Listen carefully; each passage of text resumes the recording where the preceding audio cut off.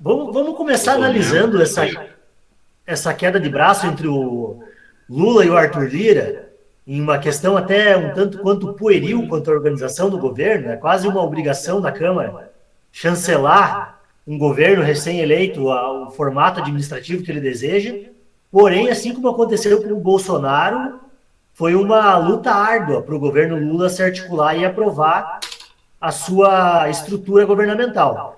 Como é que o senhor tem visto essa disputa por poder entre o Lula e o Lira? Quem parece estar levando a vantagem nisso? Veja só, o eleitor, ele resolveu, por algum motivo, eleger um presidente de esquerda, mas um Congresso predominantemente de direita. Né? Se fôssemos se nós tivéssemos um sistema representativo mais funcional, não é? Isso seria a receita adequada para os famosos checks and balances, né? Para os freios e contrapesos. Né? Cada um, obviamente, reconhecendo o seu lugar, reconhecendo o seu espaço, cada um no seu quadrado. Agora, o que está acontecendo, na minha opinião, essa dificuldade que o governo Lula, apontada várias vezes por Arthur Lira e por muitos outros, né, a dificuldade que o governo Lula está tendo para se articular com o Congresso, né, vem do fato, na minha opinião, de que o Lula só consegue pensar com a cabeça do presidencialismo de coalizão. E o presidencialismo de coalizão, né, aquela configuração, né, em que o executivo distribui cargos e emendas de orçamento, recursos políticos, enfim, para contar com o apoio da maioria do Congresso, isso aí já foi implodido, já desde o governo Bolsonaro. Tá? E eu diria para você até que isso começou antes, começou precisamente no governo Dilma Rousseff, quando o então presidente da Câmara, presidente da Câmara, o Cunha, o Eduardo Cunha, se desentendeu com o Palácio do Planalto e, a partir daí, começaram a surgir vários tipos de emendas de execução obrigatória, emendas orçamentárias de execução obrigatória.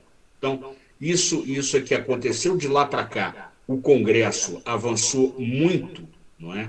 Sobre essas emendas, surgiram as emendas de bancada, surgiram as emendas de comissão, outras emendas aí,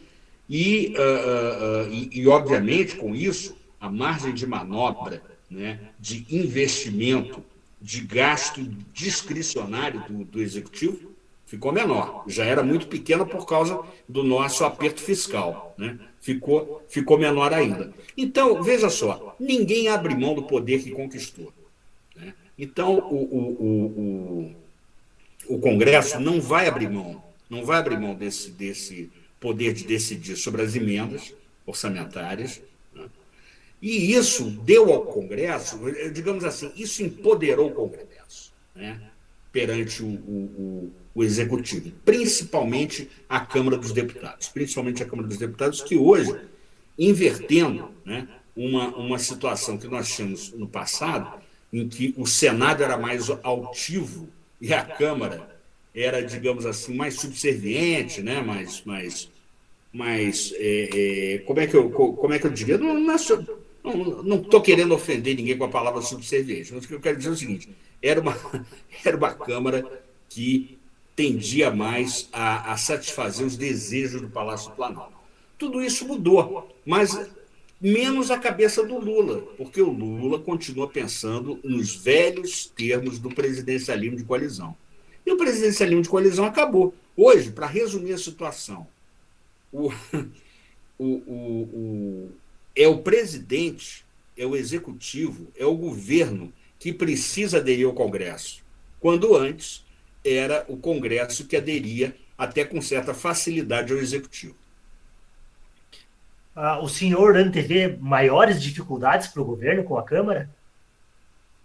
Olha, sim, se essa articulação não melhorar e, sobretudo, se a economia não decolar, né, eu vejo sim, porque a gente sabe que todas essas questões, marco temporal, CPI, CPMI, tudo isso faz muito sentido para nós, né, que somos até doentiamente ligados na política, não é verdade? Agora, para as pessoas comuns, né, quer dizer, para o trabalhador, para a classe média, né, o bolso pesa muito.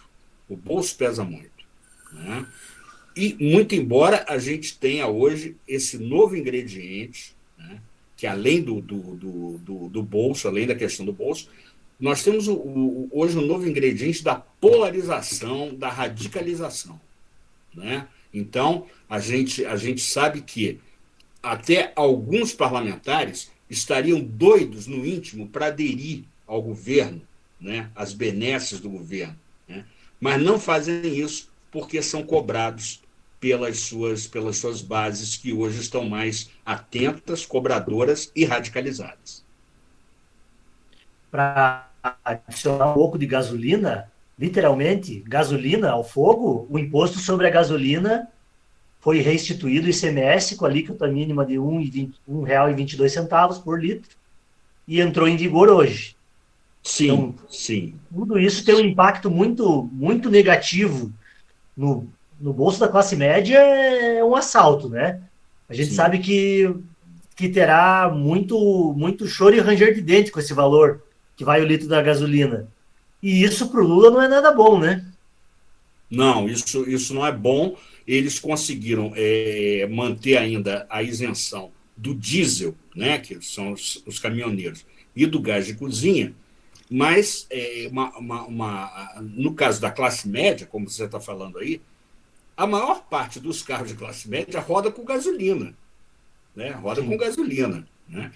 E realmente isso aí vai, acredito eu, acirrar os ânimos. A gente só precisa lembrar aqui um antecedente dessa disputa, que era o seguinte: o ministro da Economia, Fernando Haddad, né, que tem como prioridade colocar as contas nos eixos, né, reduzir o atrito fiscal, ele já queria isso, mas a ala política do governo, né, a líder Gleisi Hoffmann, tá certo? O deputado José Guimarães, né, os próprios ministros palacianos, né, que lidam com política, eles queriam manter a isenção, queriam manter aquela isenção conquistada lá atrás no governo Bolsonaro, justamente porque sabem do potencial de impopularidade de qualquer medida aumentando imposto. Né? Até estava na chamada do nosso vídeo, esse momento político já tão conturbado, com 5 meses, indo para 6 meses de governo, e deixar até bem claro que eu não tenho nada contra a pessoa e acho até que juridicamente tem competência. Mas o Lula apontar o seu advogado pessoal para uma vaga do STF. Será que o Lula não está arrumando para uma tempestade perfeita?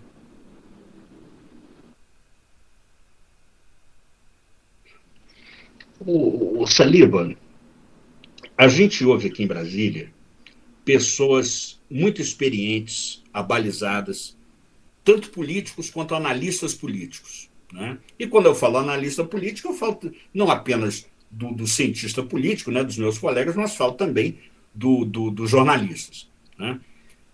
Olha, eu já ouvi várias vezes, né, em momentos diferentes e da boca de pessoas diferentes, que dificilmente o Lula conclui o seu mandato. Dificilmente o Lula conclui o seu mandato. Né? Quer dizer, como isso vai se dar, ninguém tem bola de cristal. Quando vai acontecer, ninguém tem bola de cristal. Né? Mas a gente vê que, por esses testemunhos diários, por esses problemas todos, né? Quer dizer, o governo começando, que não teve lua de mel alguma, né? Não teve lua de mel. Não teve até porque o Lula já é uma figurinha carimbada, conhecido, né? Então, não tinha muito espaço As para lua de pessoas mel. têm opinião formada dele já. Tem, As pessoas já tem, têm opinião formada dele. tem. Né? Não é um neófito na presidência. Exatamente, exatamente. Então quer dizer, é, ele tá demonstrando para nós, nesse momento, uma incapacidade de gogó, né, de levar na conversa o Congresso, a opinião pública, como ele nunca teve. Eu diria até para você o seguinte, eu coloquei isso até no meu Twitter, né, a título de piada, mas que tem um fundo de seriedade. Cada vez mais, o Lula dá declarações que são quase que indistinguíveis daquelas pérolas da Dilma Rousseff, Sim. entendeu? Obviamente, são declarações que são prontamente rebatidas, repudiadas nas redes sociais e outros canais aí de comunicação. Parece que ele perdeu um pouco do tato do que ele fala, né? Ele não está conseguindo se equalizar o que ele quer transmitir com o zeitgeist, né? Com o espírito dos tempos. Parece que ele Exato. tenta se manifestar e as pessoas nem deixam ele terminar de falar, porque ele fala muita asneira, mas ele nem Uhum. termina de falar, ele já está recebendo eco, né? Muita crítica. É. Coisas que ele falava antigamente e que passava batido. Esses elogios ao Maduro, por exemplo, que foi uma coisa horrorosa que aconteceu aqui. Ó, o pessoal do Brasil Grande aí tá mandando um abraço pro professor, para todo mundo, um abraço pro pessoal do Brasil Grande, tá Estamos de acompanhando volta. aí. Nos acompanhem toda quinta-feira, às 9 da noite, a gente vai estar batendo um papo aí. Ó, ele tá falando que o Lula tá senil igual o Biden. Tá senil. O Biden levou um tombaço hoje numa Foi, cerimônia da foi. Força Aérea. Que horror. Olha, um É. senhor de idade, né? Já não está com os reflexos em dia, mas Não, foi não. feio o tombo. E aí a oposição, quer dizer, o Trump, né, o DeSantis, né, vão deitar e rolar, né, com certeza. Né?